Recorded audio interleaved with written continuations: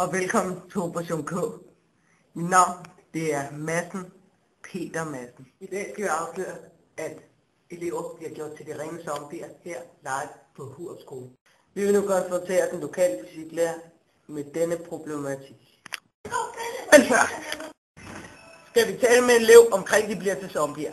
Eleven vil gerne være anonym, så vi kalder ham Josefine. Jamen, først så var det bare en enkelt, og så udviklede det sig, det tog overhånd. Vi kunne ikke styre det. Jeg har lige været hjemme og blive klævet, men nu vil vi prøve at finde Torben Jørgensen.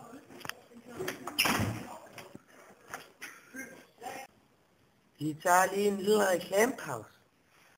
Programmet præsenteres af Frontex AS.dk. Goddag, mit navn det er Jakob Holm, og du er også træt af Søren Sukker, billard og bordtennisbord og fodboldbord. Så synes jeg, du skal prøve vores nye Deluxe 2000 Tri Edition bordfodboldbord. Det er pisse sjovt allerede, Jakob. Det er utroligt, hvad bilhandlere kan forlange i dag. Der skal være bedre sikkerhed, og bedre udseende, og bedre køreegenskaber. Og det er præcis, hvad du får i den nye Suzuki Alto. Den drøner bare derudad på fuld gas. Køb den for kun 144.000 hos din lokale sparforretning. Husk, hvad blomster kan gøre! Køb den, task. Den kan flyve. Adidas. Vis, at den kan flyve. Sådan en finder man kun hos singleflyver som mig. Programmet præsenteres af Frontex AS.dk. Jeg har lige været ude at skyde reklamepausen. Det var rigtig rart.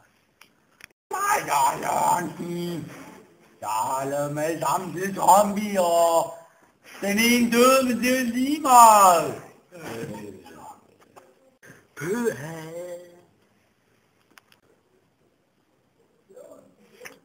Det var en ordentlig overraskelse, vi fik os der.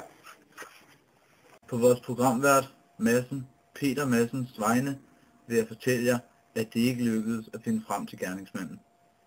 Derfor vil vi nu vise nogle af de frygtelige ting, der er sket på Hurup Skole, for at fremtvinge en eventuel indrømmelse fra den ansvarlige. Tak på forhånd.